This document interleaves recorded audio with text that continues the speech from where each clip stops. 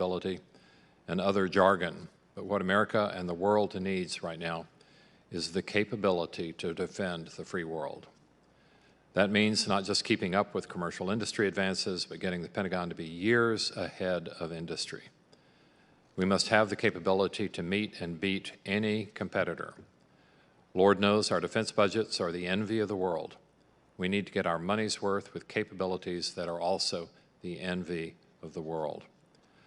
Although our witnesses today are not responsible for the development of space systems, they are responsible for operating our deployed capabilities and establishing requirements for what we will need in the future. I am thankful that we're finally moving forward to a more resilient, diversified space architecture rather than simply replacing the aging, big, juicy targets currently on orbit.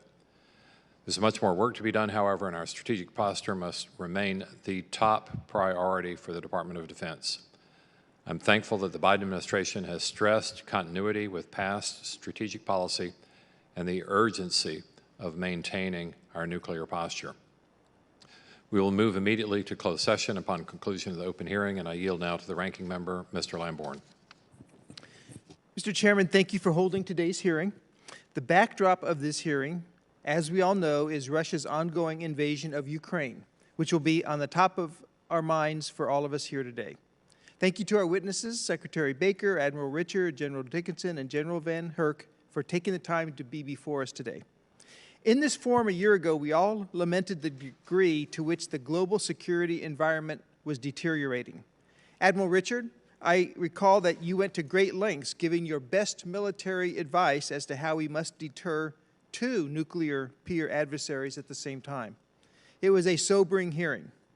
In just 10 months since that hearing, the global security environment has become exponentially worse. China and Russia are seeking to exploit our weaknesses, and we can't let our guard down.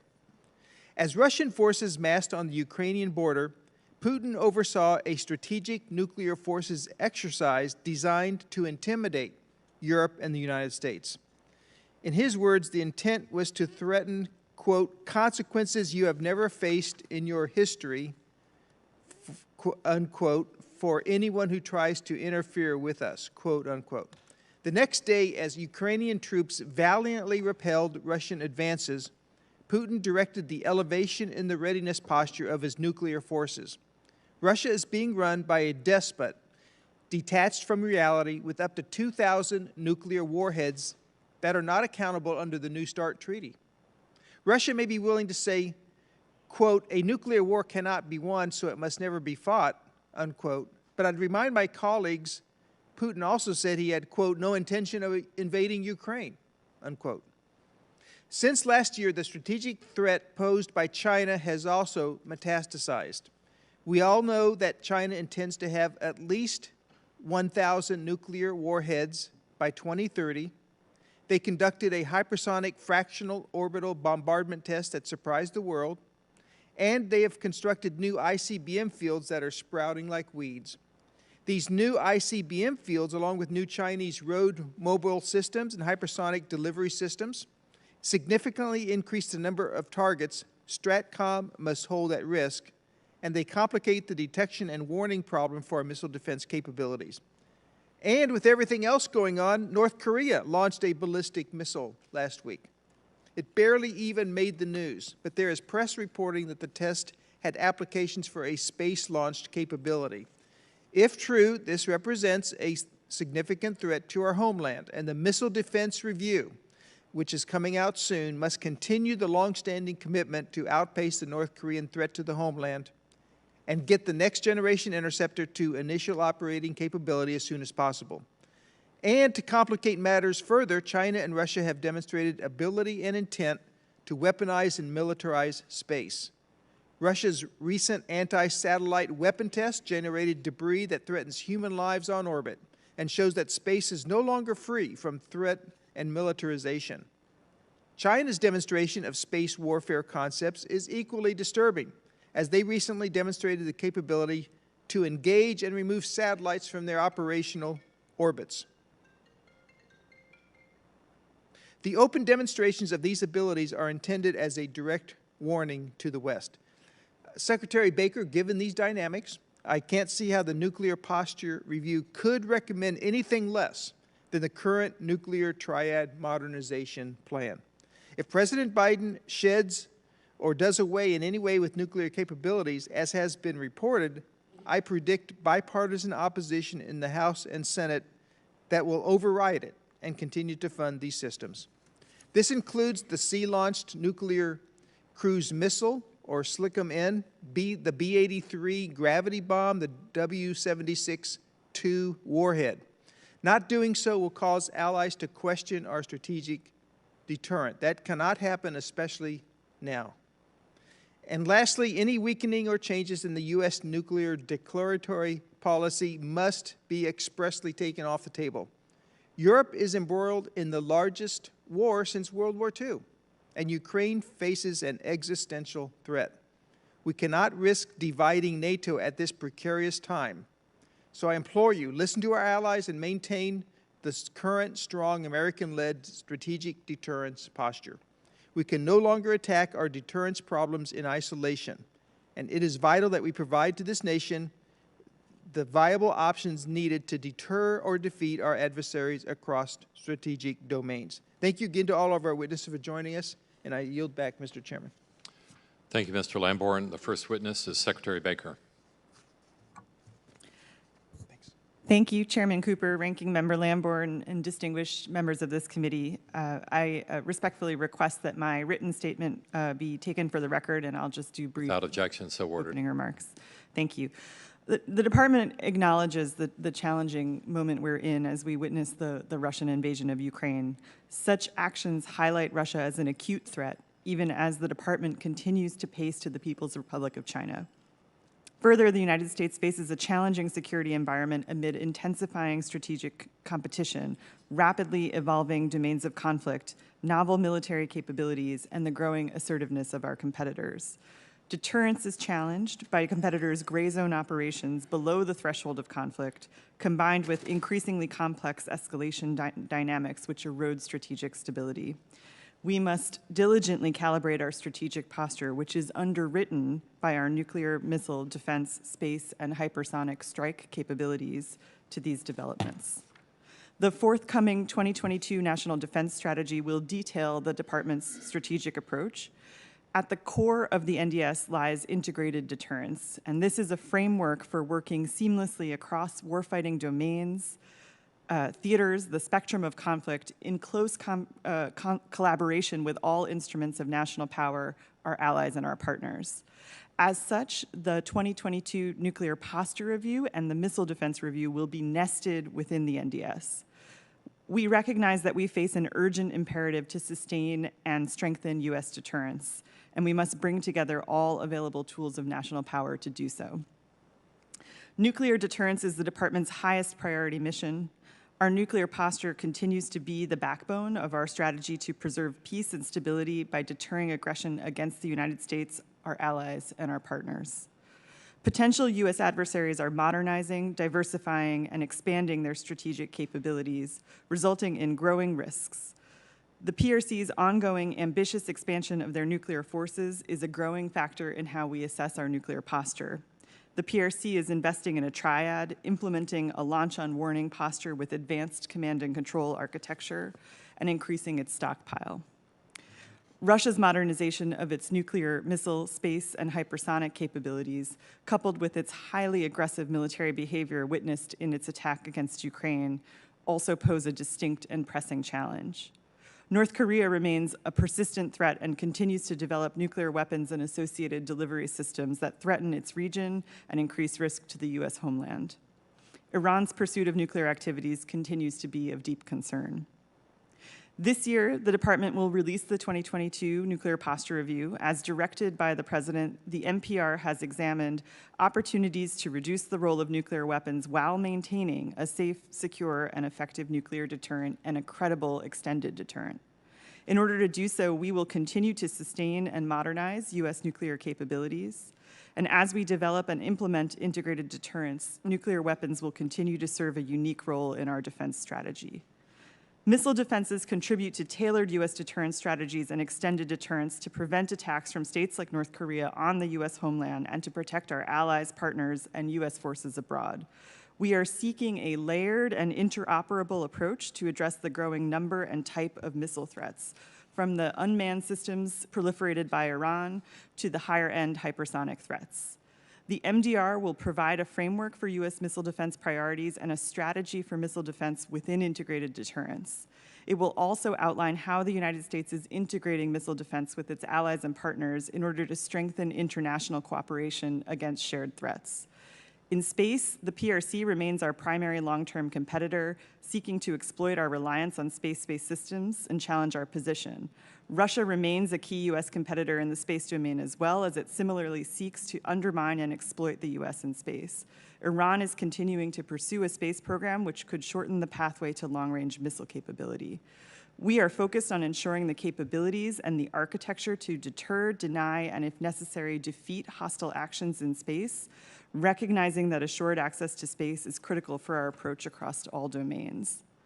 The development of U.S. hypersonic strike weapon systems, all strictly non-nuclear, is a department priority.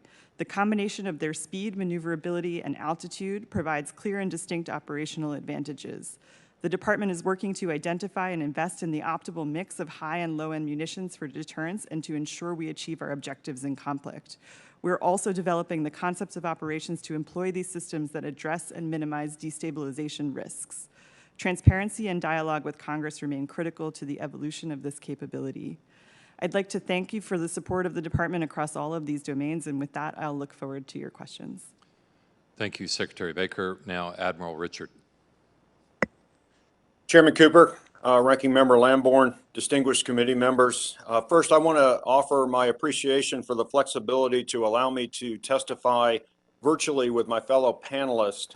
It's due to those unfolding events over the weekend, I felt it prudent for me to remain at my headquarters here in Omaha.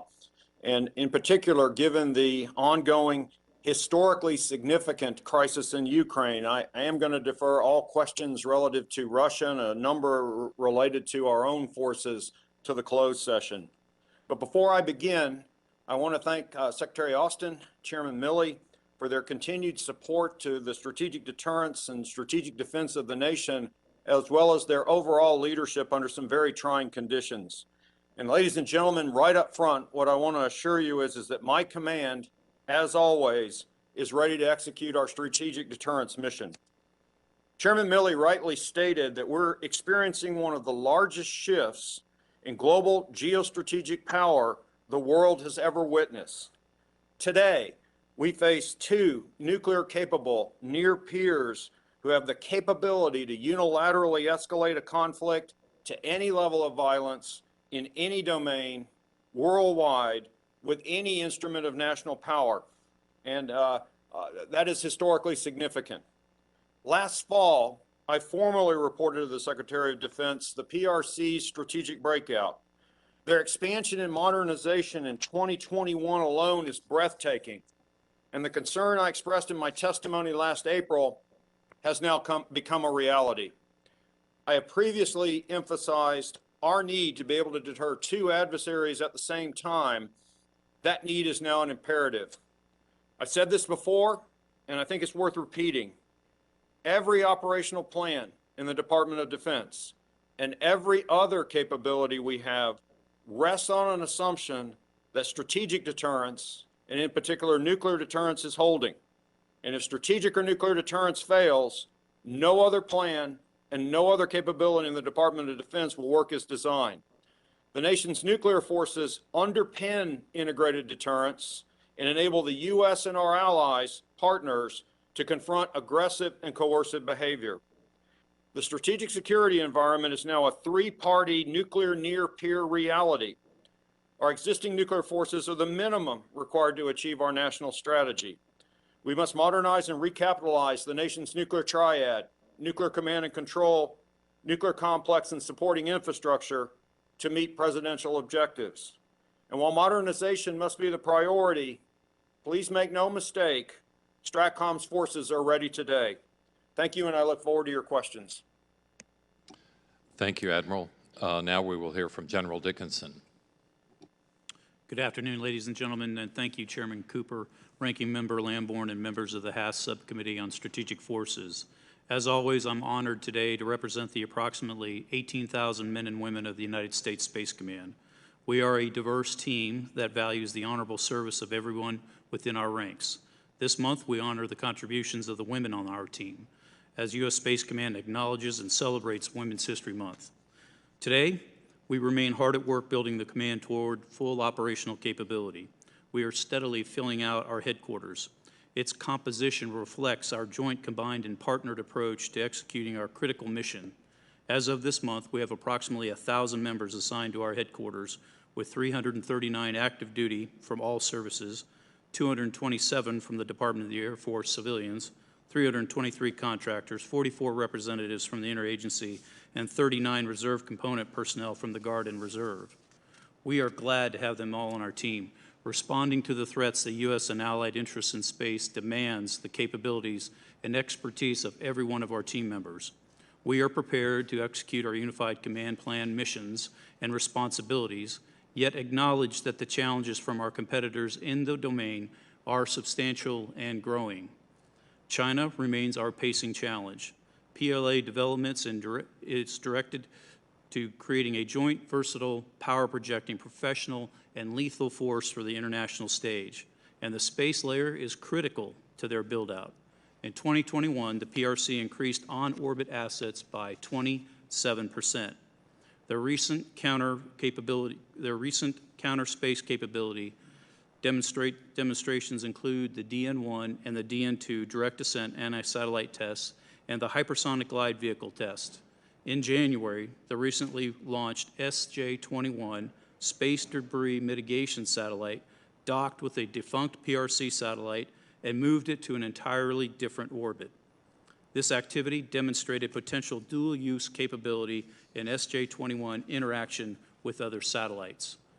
U.S. Space Command is committed to deterring the use of these types of capabilities for nefarious purposes within the framework of the Department of Defense's Integrated Deterrence Initiative, and if called upon, we are capable of providing options to protect and defend against such threats.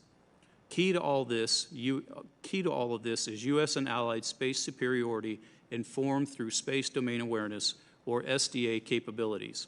SDA helps us analyze, not just identify, what is occurring in space, which when combined with information from our intelligence agencies, helps develop an understanding of why things are happening in space. SDA remains my top mission priority for U.S. Space Command.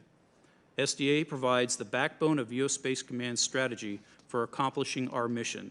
That strategy sets the conditions to deter first, and when called upon, to defend space capabilities and deliver combat power to the United States and its allies. Our strategy has three main areas of focus. One is countering competitor influence. Two, strengthening relationships and attracting new partners. And three, building and maintaining a cooperative advantage. With continued support from Congress, U.S. Space Command will do all of that and more.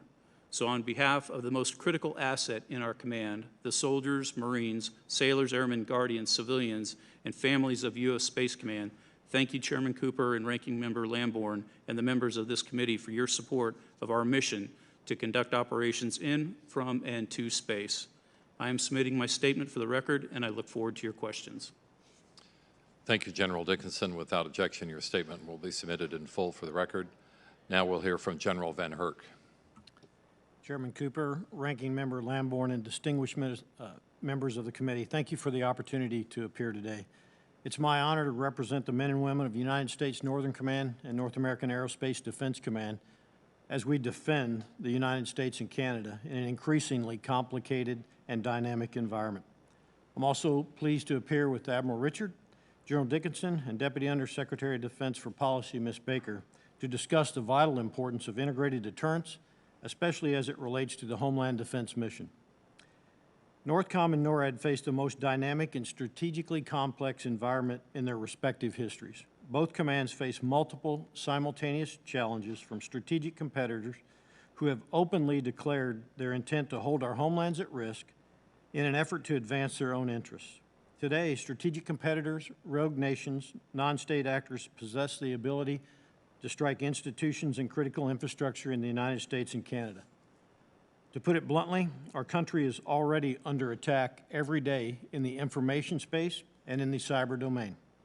Our competitors, especially Russia and China, are spreading disinformation, actively sowing division and internal discord with the intent to undermine the foundation of our nation, our democracy, and other democracies around the world. We're seeing this play out today with Russia's invasion in Ukraine.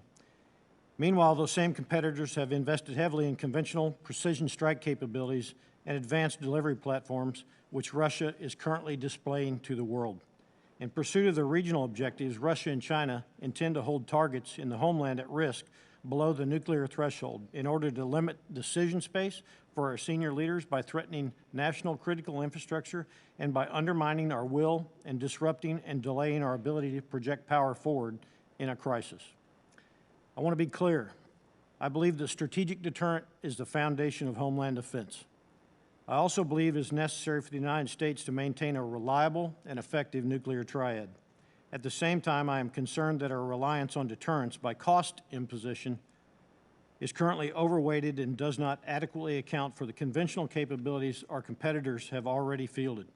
This over-reliance increases the risk of miscalculation and escalation because it limits our national leaders' options in crisis and in conflict. Our competitors' advanced conventional capabilities make it necessary to move forward to a model of integrated deterrence that employs all elements of national influence, leverages allies and partnerships, provides leaders with a wide range of timely deterrence options. We must continually demonstrate to our potential aggressors that they will not be successful in achieving their objectives by demonstrating homeland readiness, responsiveness, resiliency, and displaying a range of kinetic and non-kinetic capabilities to defend the homeland and respond to any potential threat or aggression. U.S. NORTHCOM's support of civil authorities and security cooperation relationships with allies and partners are critical to that effort, as is NORAD's mission to provide warning and defend the approaches to North America. The reality is that this strategic environment is the new normal. North America is and will be continually challenged day to day and in crisis. Our operating model that assumed we could project power globally from a safe and secure homeland is eroding and has been eroding for more than a decade. In order to provide national leaders with timely and informed options that they need to achieve favorable outcomes, we must improve our ability to detect and track potential threats anywhere in the world while delivering data to decision makers as rapidly as possible wherever they might be. In pursuit of those goals, NORTHCOM and NORAD are focused on 4 strategic principles in our homeland defense design. All domain awareness, that's from undersea to on orbit and everything in between, including cyber. Information dominance, that's the use of advanced capabilities such as machine learning and artificial intelligence to analyze and process data much sooner and deliver that data, what I call decision superiority, to key decision makers in a timely manner. And finally, global integration. No problem is regional anymore. They're all domain and global. These principles are vital elements to integrated deterrence, and they are critical to our nation's ability to deter in competition, de-escalate in crisis, and if necessary, defeat in conflict. I continue to work closely with my fellow commanders, including Admiral Richard and General Dickinson, the services, the department, and all of our interagency and international partners to defend our nation. I'd like to thank the committee and all that you've done to support our soldiers, sailors, airmen, Marines, and our guardians. The FY22 National Defense Authorization continues to advance our national defense priorities and the mission of Northern Command and NORAD. However, today's strategic environment calls for sustained, sufficient, and predictable funding in order to prevail, while persistently operating under a continuing resolution has accelerated the erosion of our nation's competitive advantage over the last decade. I join my fellow commanders, service chiefs, and the Secretary in expressing our concerns and need to arrest this degradation by passing the FY22 omnibus and restoring normal order to the appropriations process as a matter of national security. Again, thank you for the opportunity to appear today. I look forward to your questions. Thank you, General Van Hert. Let me just add an amen to what you just said. I would ask all members to keep questions as brief as possible during open session so that we can rapidly move to closed session. I just have a few questions for Secretary Baker. I think, and Secretary, you would agree that if a major nuclear power were to suddenly double the lethality of their nuclear component, that would be a significant development, right? Yes, Mr. Chairman, I agree. It might even be what Admiral Richard calls a strategic breakout. So it's a truly alarming development. And I don't know what's in the nuclear posture review that's coming up, but my guess is we're not going to advocate anything like doubling U.S. nuclear capability, right? Mr. Chairman, I apologize. Unfortunately, I'm not at liberty to talk about the details of the NPR. Well, I'd be willing to bet that we're not going to advocate that, so that's fine. But there was a Washington Post article that appeared last October that troubles me because it claims, citing a national lab director who's retired, that the United States has just doubled the lethality of its nuclear arsenal. And there has been no denial from the Pentagon. Now, I checked into it to see if this claim was true or not, and it seems by all authorities to not be true. We have not doubled the lethality of our nuclear capabilities. So the continuing Pentagon silence troubles me. And I know that some folks like to appear 10 feet tall, even if they're not, but this doesn't seem to fit with clear and honest communications on nuclear matters. So perhaps the Pentagon wants to discount the Post as a source. I can understand that. But the continuing silence to me is nearly deafening. And I would hate for a near-peer adversary to mistake the Post article for something approaching truth and using that as an excuse to accelerate their nuclear development, when in fact we haven't done a thing, really. So I just want to get this on the record so that we can have clearer communications with the world. Mr. Chairman, I'm not familiar with the Post article that you referenced, but certainly we will dig into it. And I agree with you that when it comes to our nuclear posture and our nuclear capabilities, we ought to be as transparent as we can be wherever we can be. Thank you. Mr. Lamborn? Thank you, Mr. Chairman. Admiral Richard, I'll just jump right in for the sake of time. I think it'd be a mistake to discard any of our nuclear capabilities in light of our two near peers and the nuclear buildups and posturing that they're currently displaying. If the United States were to jettison any of these three following things, the nuclear sea-launched cruise missile, the B-83 gravity bomb, or the W-76-2 low-yield submarine-launched missile, in the upcoming nuclear posture review, what kind of message would that send to our adversaries and our allies? Ranking Member, if you would, given that that's a discussion of our own capabilities, I'd like to defer my answer to that to the closed session, please, sir.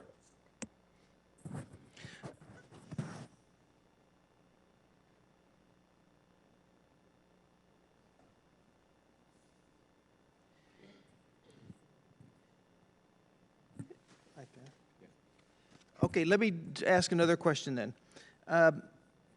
Is it your best military advice that our missile defenses are matching the growing People's Republic, Democratic Republic of North Korea threat?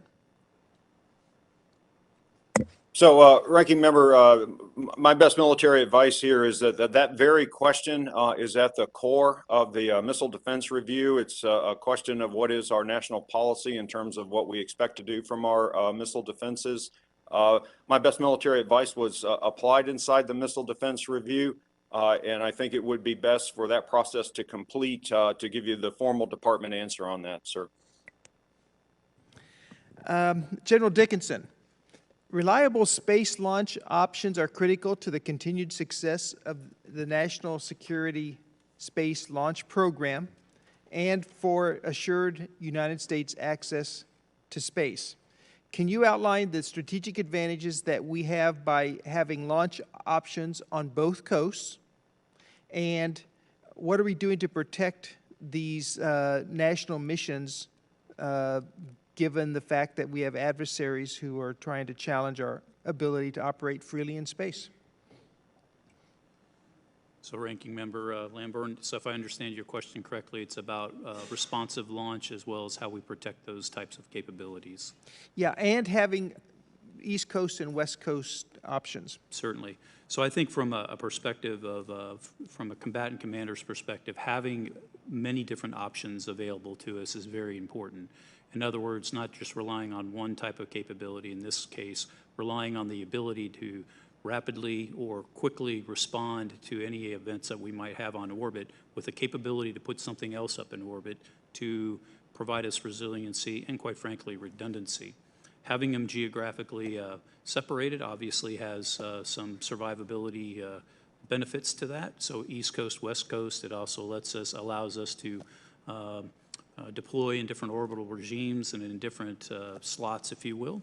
And so from that perspective, I support that. I think it's part of a layered resiliency type of concept where we rely on that plus other things to make sure that we have resiliency in space. And it was mentioned, I believe, by Chairman Cooper in his opening remarks about a resilient space architecture, and that's very important that we have that. That is part of it. The other piece in my mind is having a constellation of satellites for different types of functions, whether it be communications or ISR or missile warning, that provide us redundancy and resiliency through numbers of satellites as opposed to just a few. Thank you. General Van Herk, can you elaborate as to how China is developing its hypersonic capabilities in this open context, and how does that compare with our own progress? Ranking Member Lamborn, they're aggressively pursuing hypersonic capability tenfold to what we have done as far as testing within the last year or so, significantly outpacing us with their capabilities. Ours, we're picking it up in the department. I'm confident we'll see when the budget comes out, we'll see additional resources applied into the hypersonic area, as well as in threat warning and attack assessment for those capabilities. Thank you for the opportunity. Okay, thank you. And Secretary Baker, I imagine that the department is diligently consulting with our allies and partners these days as Russia invades Ukraine and is threatening veiled threats or maybe not so veiled threats on nuclear action. In these conversations, have you found a single NATO ally that is advocating for us to change or weaken our nuclear declaratory policy? Congressman, yes, of course, we are consulting closely with our partners and allies on a daily, if not more regular basis. The substance of those conversations is largely about the current ongoing events in Ukraine, but no, I can't say that I've found an ally who is urging us to reduce our nuclear deterrence. Or our declaratory policy Yes, in particular? Yes, sir. Okay, thank you so much. Mr. Chairman, I yield back to you. Thank you, Mr. Carbajal. Thank you, Mr. Chair. General Dickinson, U.S. space officials noted recently that Russia will employ counter-space capabilities like jamming and spoofing of the Global Positioning System, GPS, and communication satellites in support of its Ukraine invasion. In addition, the NRO director urged military and commercial space operators to prepare for possible cyber attacks from Russia. These warnings are deeply concerning to me, as I represent Vandenberg Space Force Base, home to the U.S. Space Command's combined CSPOC Space Operations Center, which provides GPS navigation and space-based data that supports U.S. European Command and partners, and critical to our command and control of space forces. With this increased threat of cyber attacks and counter-space capabilities, how is U.S. Spacecom working to sustain GPS and critical communications networks that support coalition partners? Thank you, Congressman, for that question. So at U.S. Space Command, we prepare for that every day. That is part of what we do throughout the command. You mentioned the CSPOC at Vandenberg Space Force Base. Those guardians and warriors out there do that each and every day, ensuring that our global positioning satellites are state-of-the-art and are operational, to include satellite communications that we provide as well as missile warning. And so we continue to do that each and every day. We take very active measures to make sure that we are protecting ourselves and defending ourselves from cyber attacks. So in my mind, we are in a position right now where I'm very comfortable with our strategic posture for the space enterprise in support of not only European Command, General Todd Walters over there, but also the other combatant commands around the world. So with our global mission, that's what we do each and every day. Thank you. To continue, General Dickinson, the space enterprise has increasingly become a contested domain as Russia and China continue to develop and field space capabilities. In this contested space environment, do you have enough resources to assure U.S. access and superiority in the space domain? And two, how are you leveraging commercial capabilities to fill current and future capability gaps? So our relationship with the commercial industry is advancing and developing and maturing very quickly. We have had a number of commercial companies. I think we're up over 100 that we work with right now at what we call our commercial integration cell that's out at Vandenberg Space Force Base. So much so that we are developing a new framework for our integration with the commercial industry. And we're doing that right now at U.S. Space Command because we're finding that our commercial partners can bring a lot of capability very quickly to what we do each and every day. And that starts with satellite communications. That's really been kind of our older relationship that we've had for many years, but now it's expanding into space domain awareness that gives us commercial type of products that we can use from the commercial perspective. And that's actually out in Colorado Springs where the headquarters is right now, and I think we've had Ranking Member Lamborn there. So in other words, the integration of commercial capabilities within U.S. Space Command helps us with what we were just describing in terms of providing resiliency as well as redundancy in some of the things that we need and capabilities we provide. Thank you, and I'll just remind us that to be able to achieve that commercial framework enhancement, we need to continue to invest in the infrastructure of those ranges to be able to achieve these goals. So that's something I've been also advocating for. Secretary Baker and Admiral Richard, we all saw President Putin's unwarranted escalation of the Ukrainian crisis by ordering Russian nuclear forces to be put on high alert. What steps are you all taking within the coalition to manage this unprovoked escalation? Congressman, I would just say in this open session, we're assessing President Putin's directive.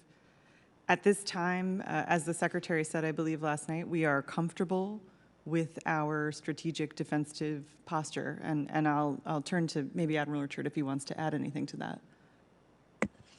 Congressman, one, that's part of why I'm in Omaha, is a part of our ability to assess and be satisfied in terms of our defensive posture.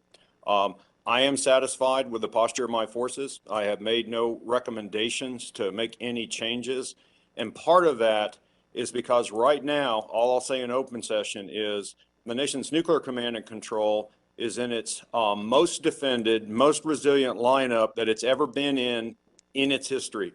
And I'll be happy to go into more detail as to why I say that, as well as more discussion of what we see and what we're doing about it in closed session, sir. Thank you. I'm out of time. Mr. Chair, I yield back. Thank you, Mr. Carbajal. Mr. Brooks. Thank you, Mr. Chairman. Admiral Richard, always good to see someone from the Tennessee Valley up there. As you mentioned in your opening statement, in September 2021, you stated China to be in a, quote, strategic breakout, end quote. In February 2021, you wrote in an essay titled Forging 21st Century Strategic Deterrence that you expected China's nuclear weapon stockpile is expected to double, if not triple or quadruple, over the next decade. We've all been paying close attention to the conflict in Eastern Europe and Russia's recent movement toward a more aggressive nuclear posture. With what we know about these two adversarial powers, is it in the best interest of the United States national security to make changes to our nuclear declaratory policy? Congressman, you know I've testified to that effect several times in the past, and it remains my best military advice that changes would not have benefit to strategic deterrent, but would have a negative effect, a significant negative effect on our assurance of our allies. More specifically, how would a change away from strategic ambiguity affect our allies, and what message does it send to our adversaries? Well, it certainly does not help and has a very negative effect on the assurance of those allies. And bottom line, in terms of any potential adversary, I don't think fundamentally they're going to believe one way or the other what our policy is any more than we do in some cases. Again, that's my best military advice. That's being addressed as a part of the nuclear posture review. I know my place in the chain of command, and we're ready to execute whatever decisions are reached. Over. Thank you, Admiral Richard. General Dickinson, good to see you again. In your opening statement, you outlined China's intentions to obtain superiority in space. We know China has various abilities to conduct attacks on our satellites, including laser blinding, high-powered microwaves, radio frequency jammers, and ground-based missiles that can reach satellites in low Earth orbit. Can you describe the problems we face and the challenges of responding to such attacks? So thank you for the question, Congressman. Good to see you as well. For U.S. Space Command, what we're working on right now is all those events that you just described, our ability to understand what those events are and our awareness of those events. So one of the priorities, or the priority within the U.S. Space Command right now, is building out the capability to do space domain awareness so that I'm able to understand, interpret, and characterize what is happening on orbit. And we are doing that through a couple of means. One is we're looking at what our terrestrial-based radars can see in space. Some of those are the traditional ones that we've known about for many, many years and have used those. Others are ones that we hadn't used before in that role as doing space domain awareness. In other words, looking up and seeing what they can see. So we, over the last 2 years, have done a lot of integration of those non-traditional space domain awareness sensors in order to understand better what's going on in the space domain. And that was highlighted for us when we had the Newdall test a couple of months ago, where we were able to characterize for the National Command Authority what we saw in space. So in other words, battle space awareness is key to what I'm doing right now to make sure that I can understand what's happening. Thank you. And this one will be for General Van Herk. Hopefully I can get the question in quick enough for you to answer. The Missile Defense Agency launched the Next Generation Interceptor program to protect the United States against potential ballistic missile threats stemming from North Korea and Iran. How is NORTHCOM continuing to work with MDA to ensure the NGI program remains on schedule and will meet the need of the combatant command when it is delivered in the 2029 timeframe? Congressman, thanks for the question. I routinely meet and talk with Vice Admiral John Hill from MDA and stress the importance of staying on time with delivery in 2028, if not sooner. They have structured the competition to reward fielding quicker and faster to meet those demand signals. I'd like to reiterate, I'm comfortable with where we are today in my capability to defend against the rogue actor that we're designed to defend against. Capacity and capability going forward could be challenged, and that's why it's crucial that we keep the NGI on time or bring it forward even sooner than 2028. Thank you. Mr. Chairman, I yield back. Thank you, Mr. Brooks. Mr. Garamendi.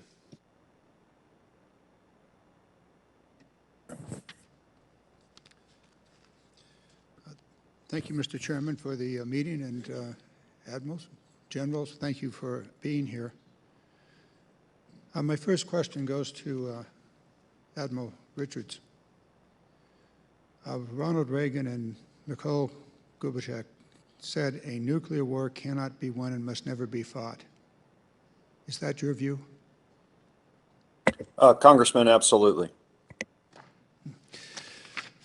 Did your organization authorize and pay for, or authorize, and then secondly, pay for a guide to nuclear deterrence in the age of great power competition, a document written by Louisiana Tech Research Institute? Sir, if you'd like, I'll take that question for record. I don't know off the top of my head. It was distributed, apparently this was distributed to all of your commanders and your force? Certainly not under my direction, sir. Then you have no knowledge of this? No, not from memory, but I'd be happy to go look into it for you, sir. I'd be happy for you to do that. And you believe that this was not distributed to the 30,000 people in the nuclear business? Congressman, I don't know the document you're referring to, so regret that maybe I should have, but I don't know the document you're referring to. I'd be happy to go look into it. Well, I will await your prompt investigation of it. It's a fascinating document, and apparently it was distributed to most everybody in your organization. And it essentially says that we can win a nuclear war. Food for thought. So, do you believe we can win a limited nuclear war? Actually, Congressman, I think my job is to deter limited use of nuclear weapons. Then you have no opinion upon the question I just asked you? My point is, my job is to deter limited nuclear use, and if deterrence fails, to restore that deterrence. I think we probably ought to get to a classified. I yield back. Thank you, Mr. Garamendi. Mr. Desjardins.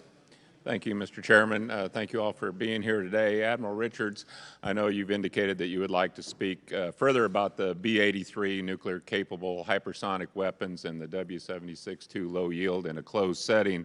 In light of the conversation, if you wouldn't care to share with the committee, can you explain how the W-76-2 strengthens our nuclear deterrent, and what gap in the U.S. deterrent does this capability fill? Fundamentally, Congressman, what that enables us to do is to deter limited, low yield and or combinations of that threats from our opponents. I'll go into more detail in the classified session, sir. Okay, and both Russia and China have warfighting plans that utilize low yield weapons, correct? Congressman, better if I answer that in a closed session. Okay, well, I'll move on. General Dickinson, I know you're eager to get the permanent location for U.S. Space Command settled.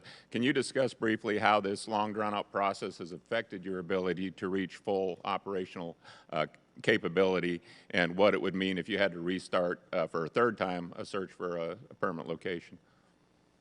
So thank you, Congressman. You know, when I look at, you know, declaring IOC about a year ago, last August 2021, that was a milestone within the command, as we were able to have enough of the experts that I need on the team to be able to generate those types of strategic effects that we saw when we were able to characterize the Noodle event a couple of months ago. So we're on our way to full operational capability. Where I see it right now is I'm looking forward to the results and the conclusion of both the DoD-IG evaluation that has been done, as well as the GAO audit that has been that is ongoing. Those two assessments, I'm confident that they'll be done soon, and I look forward to the final basing decision, whatever that might come out of that process. And so for me, it's about the decision. I've got to have a decision. Once I have a decision, then I can do the appropriate planning to make sure that I've got the right types of people in the organization to bring me to where I am today, which is IOC to full operational capability. And really, just based on the challenges that we're articulating from the Chinese in the space domain, we need to do that sooner rather than later. All right, thank you all. Look forward to continuing these discussions in closed setting. I yield back. Thank you, Mr. Desjardins. Mr. Morelli. Thank you, Mr. Chair, and thank you to the panel for being here and for your service to the country. I just want to talk briefly about the mission of the Stockpile Stewardship Program, which this committee has continued to support, and specifically its science efforts to ensure safe and reliable nuclear deterrent. These programs already make stockpile management and modernization successful. I'm very proud that my district is home to the NNSA-funded Laboratory for Laser Energetics at the University of Rochester, which plays the unique role of both conducting world-class stewardship science and training the next generation of scientists that support the readiness of your important critical mission. I am concerned, I remain concerned, that NNSA does not request adequate resources for the stockpile stewardship program, considering our reliance now and in the foreseeable future on science to ensure the safety and readiness of our deterrent force. So I wondered if any of you could comment on the importance of these science programs to the mission that you have before you. Congressman, I'm probably the most appropriate person to answer that question. I think you know I am required by law annually to do an assessment of the stockpile, and as recently as late last November, certified the safety, security, and effectiveness of our nation's nuclear weapons stockpile. That stockpile stewardship program that you talked about is a key element of the ability to make that certification, which fundamentally, this is about confidence in the stockpile. That's fundamentally what it comes down to. But that's not the only element that goes into this, right? In order to have that confidence, in addition to a stockpile stewardship program, you have to have a flexible and responsive stockpile itself, which requires us to modernize those weapons. And you have to have a resilient and adaptive infrastructure, all of which require adequate funding to NNSA. Of course, we're statutorily obligated as a part of the Nuclear Weapons Council to do an assessment on the budget as a whole, as well as some individual pieces. That process is ongoing. In fact, we're very close to our annual certification. I'd offer that the relationship between NNSA and DOD, or DOE and DOD writ large, is never been better. We're at a high watermark with regard to that. Intend to keep it that way. And then you'll see a formal answer from the department as to the adequacy of NNSA's budget shortly. Thank you. If I could, Admiral, thank you for the response. Regarding the People's Republic of China, during last year's posture hearing, you stated that it is important to look at what they do, not what they say, and where they are going, and not where they are. That's almost prophetic, considering last August, the PRC successfully conducted a nuclear-capable hypersonic missile test that traveled around the world, and the PRC simply dismissed it as a routine spacecraft experiment, as I remember. This demonstrated intercontinental capability. It's obviously deeply concerning to all of us. Do you believe that the U.S. current investments in the ongoing nuclear modernization programs will provide sufficient capabilities for the U.S. to remain a credible strategic deterrent to our enemies and to our allies? Congressman, of course, I'm waiting to see what the budget looks like, just like everybody else is. I'm confident that it will in the main. But there's an important point here that you bring up about China, and it applies to others as well, which is we don't know the end point of where China is going in terms of the capabilities it's developing and the capacities that it's developing. And while I'm very confident we're going to wind up with a very good strategy, I think it will need to be a question that we continue to ask ourselves as we see where China goes, as we see where others go. What are the overall capability and capacity that the United States requires in order to execute that strategy against a changing threat? And we're going to have to ask that question much more frequently than we have in the past. Over. Thank you, Admiral. Mr. Chairman, I yield back my time. Thank you, Mr. Morelli. Ms. Cheney?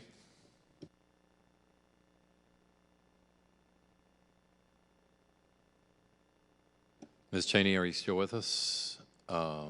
If not, who's next on the list? She's coming. Okay. Okay. Ms. Cheney? Thanks. Sorry, Mr. Chairman. I will reserve my questions for the classified session. Thank you. Thank you. I appreciate your consideration. Mr. Langevin?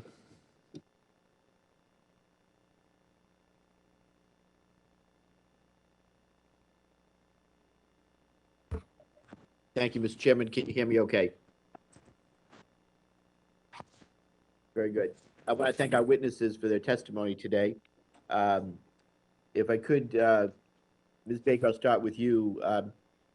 Can you update us on the status of the testing infrastructure for hypersonic programs of record?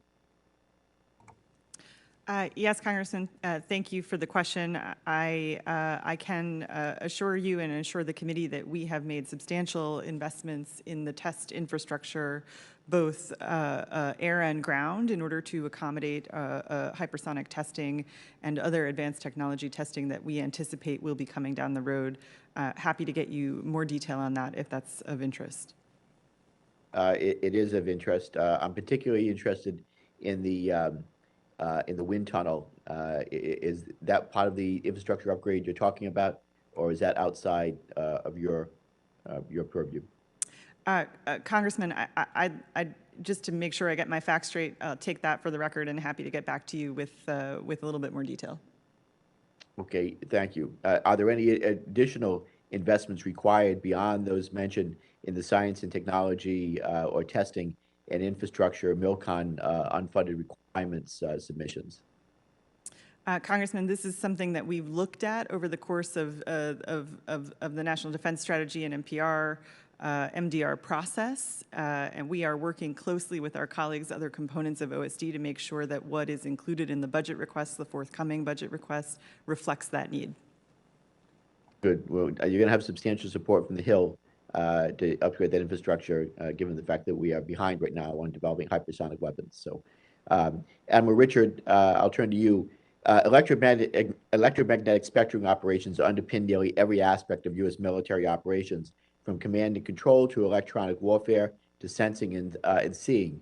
Surely our adversaries, however, recognize the U.S. military's historical advantage and seek to deny the use of the electromagnetic spectrum. Russia, in particular, it has invested heavily in this area, as we've seen leading up to the recent conflict in Ukraine. The Department of Defense obviously absolutely must be structured to ensure dominance in this area. In fact, the 2021 NDAA requires that STRATCOM transfer its responsibilities for electromagnetic spectrum operations to another entity within the Department of Defense. Can you please provide an update on the status of these efforts and share your thoughts on where in the department these critical functions should rest? Congressman, one, I'm pleased to see that my department has finally understood the importance of us being able to operate in electromagnetic spectrum, and I was very pleased to see the department release the electromagnetic spectrum superiority plan, which has a detailed implementation plan that we're executing. One of my direct responsibilities inside that is to stand up a 2-star directly reporting to me organization designed to be the operational proponent. And so before those responsibilities, STRATCOM's responsibilities transfer anywhere, which is still an open question, I think it's my responsibility to get the operational house in order, basically fix it, and then have it in a position where we might consider transferring it to another combatant command. Fundamentally, my job here is to be the operational proponent, to make sure the standards are correct, to make sure certifications are correct, and then to make sure that the operational implications of the programmatic decisions we make are considered. I'm going to fix it first, and then we'll figure out if anybody else needs to have it. Thank you, Admiral. We look forward to the outcome of you fixing it and see where that lands, and then where we'll go from there. So I'll be following that closely, but thank you for your answer. General Dickinson, I've long said that we'll never fight another war without the involvement of cyber, and the same is true for space. Can you discuss the cyber resilience of our space architecture? Thank you, Congressman, for that question. So the cyber resiliency, what's unique about the U.S. Space Command is, as we formed and organized ourselves, we started out by embedding cybersecurity right from the very beginning. So when I look at the command right now, we just established our JCC, or our Joint Cyber Center, within the command that is responsible for looking at the systems within the architecture that we need to defend. So that was starting point number one. The second piece is our relationship with U.S. Cybercom and General Nakasone and his team, which has embedded a small element within U.S. Space Command, and vice versa. I've inserted or established a cadre within his command as well. And when we look at the service componency across U.S. Space Command, 2 of my 5 service components are dual-hatted as both space as well as cyber. So giving all of that synergy, if you will, with cyber, we've taken a very deliberate look at how do we protect our space architecture from cyber activity. So I'm confident right now that we're making great strides in that regards, and that we are, in fact, as I believe, as Admiral Richards said, at our highest posture at this point. I'm encouraged by that answer. Thank you, General, and my time's expired. I'll yield back, Mr. Chairman. Thank you, Mr. Langevin. Mr. Waltz. Thank you, Mr. Chairman. General Dickinson, good to see you, Ms. Baker. Quick question for you on Space Guard.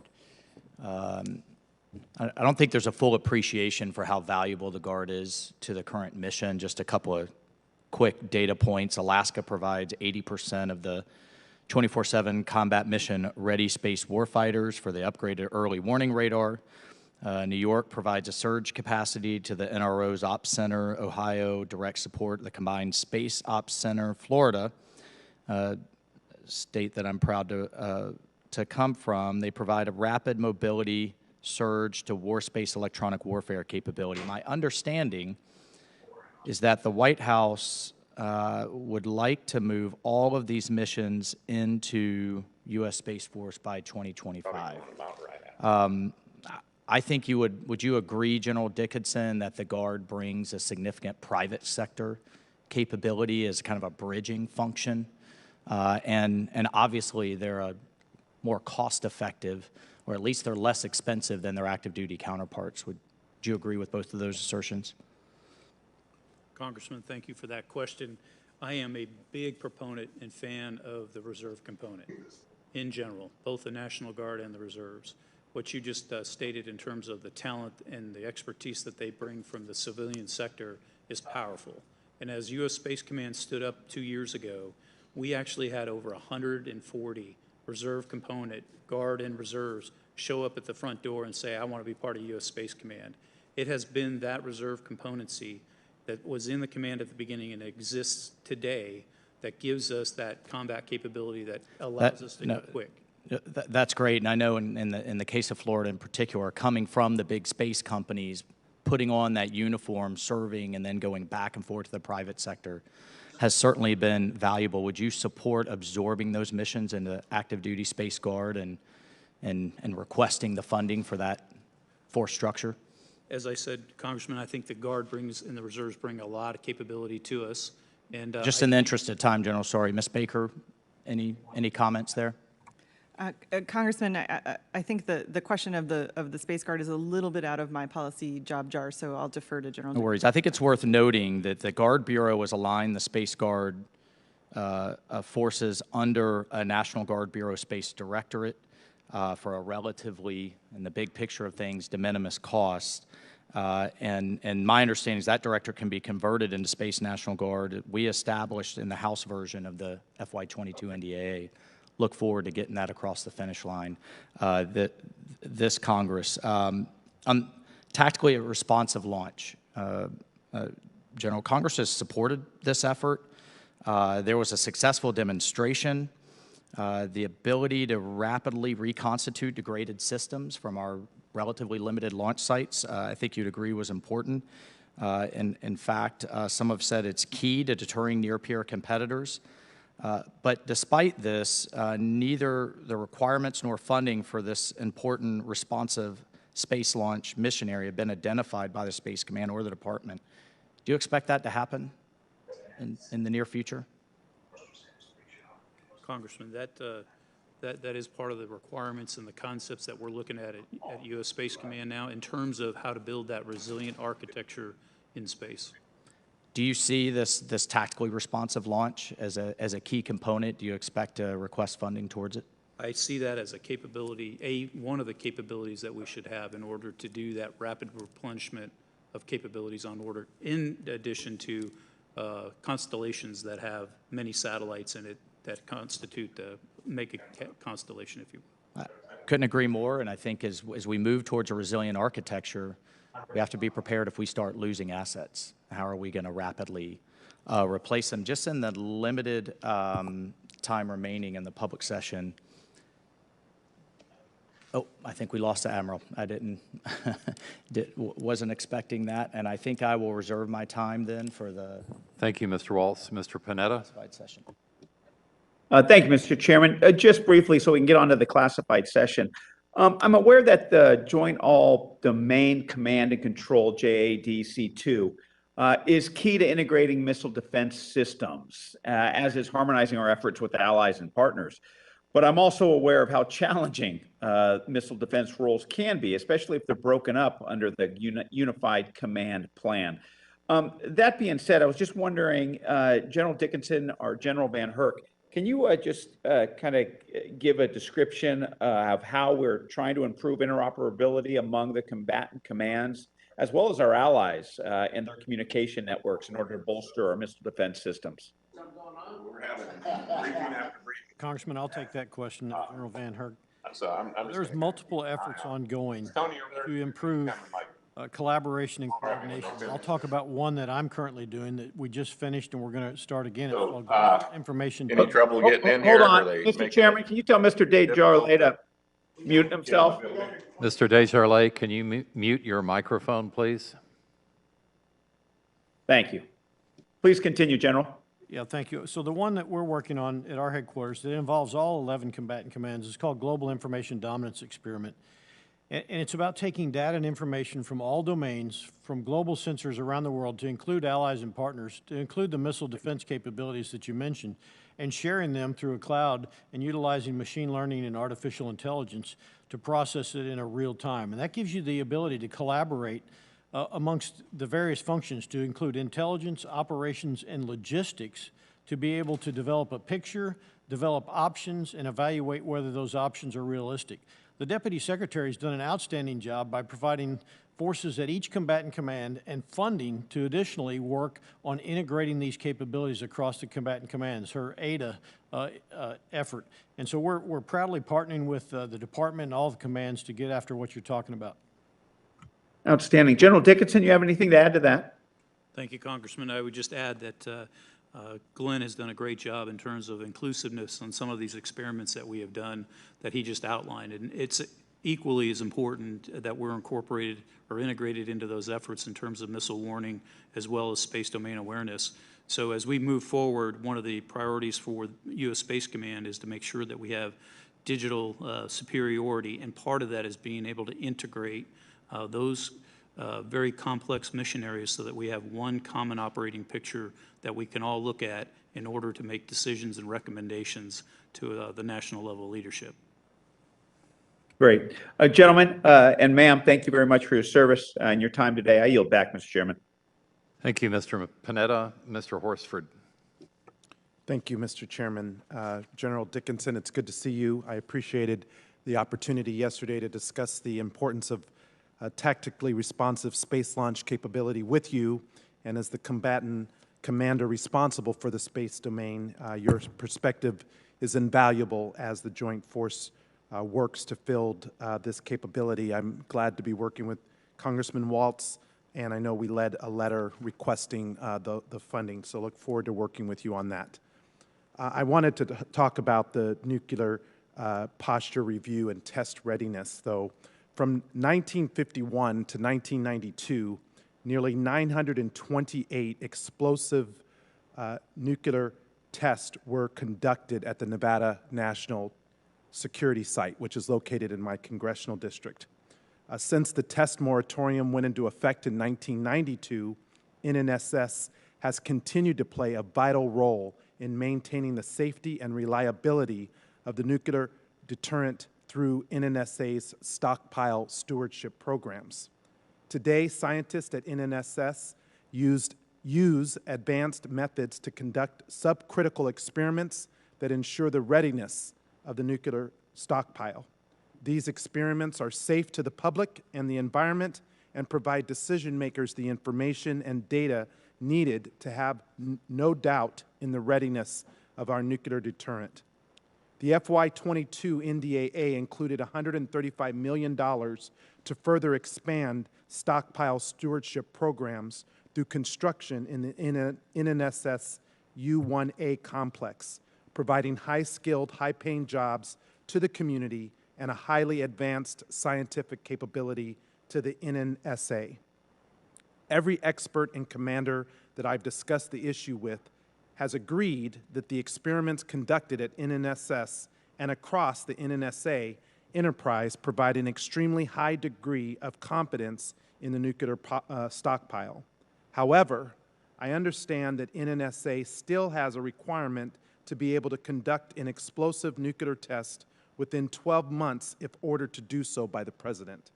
I remain deeply concerned that any such test would not only be belligerent and unnecessary, but likely conducted at NNSS. Even the remote risk of such a test is unacceptable to my constituents. The Trump administration's 2018 Nuclear Posture Review stated that the United States will not seek ratification of the Comprehensive Nuclear Test Ban Treaty and that we will not resume nuclear explosive testing unless necessary to ensure the safety and effectiveness of the U.S. nuclear arsenal. So, Secretary Baker, do you agree that current methods of stockpile stewardship ensure the safety and effectiveness of the nuclear arsenal? And will the ongoing nuclear posture review reverse the Trump administration's opposition to ratification of the Comprehensive Nuclear Test Ban Treaty? Congressman, thank you for the question. Let me just say that I think the Stockpile Stewardship Program is one of the remarkable successes of our nuclear architecture over the last 30 years. The work that is done in terms of scientific analysis to allow Admiral Richard to have that assurance of our nuclear enterprise is absolutely essential. It is the policy of this administration to support efforts to bring into force the Comprehensive Test Ban Treaty. It is also the policy of this administration that we will not change our unilateral moratorium on testing. Thank you. Admiral Richard, as the combatant commander responsible for the nuclear deterrent, are you confident that NNSA stockpile stewardship programs will continue to provide you certainty that the nuclear deterrent is safe and effective?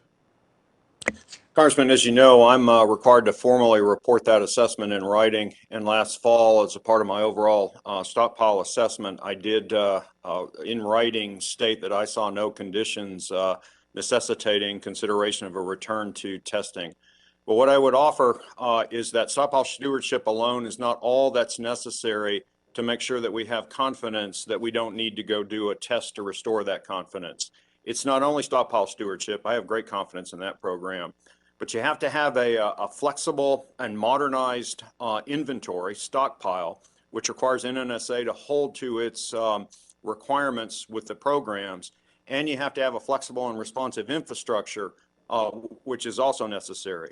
So as long as NNSA continues to meet DoD requirements, then I will have that confidence.